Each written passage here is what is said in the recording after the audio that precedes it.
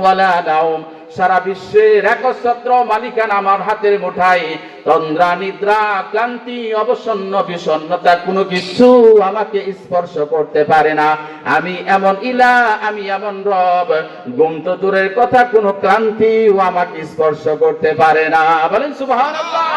2 নম্বর প্রশ্ন হলো, 3 নম্বর প্রশ্ন, বাতানকে বিশ্বাস করেন এমন লোক আছে না নাই? নবীকে বিশ্বাস করেন এমন লোক আছে না নাই? কত নাস্তিক আছে, কিন্তু বলবেন ভাই তুমি মৃত্যুকে বিশ্বাস করো নাকি? দীর্ঘ একটা নিঃশ্বাসের বলবে ভাই এই মৃত্যু থেকে বাঁচার মতো ক্ষমতা কারোর। এজন্য আল্লাহ বলছেন আইনা মাতাকুন ইদরিকুমুল মাউত ওয়ালা কুনতুম ফি বুরুজিম মুশাইয়াদা। সীসা ঢেলে প্রাচীর নির্মাণ করে তার ভিতরেও যদি তুমি বাড়িটা বানাও, সেখানে আজরাইল যে তোমার জানটা কবজ করবে দেখার মতো কেউ নাই, কিন্তু আমি আল্লাহ ঠিকই দেখি। ঠিক না?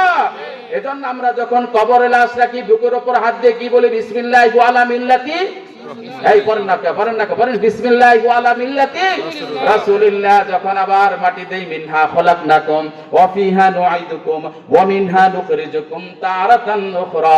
মাটির থেকে আল্লাহ বানাইছো, মাটির মধ্যে ফিরায় দিলাম। এই মাটির থেকে আল্লাহ তুমি উঠায়ো, কিন্তু হিসাবটা সহজ করে জান্নাতটা দিয়ে দিও। সুবহানাল্লাহ বলেন।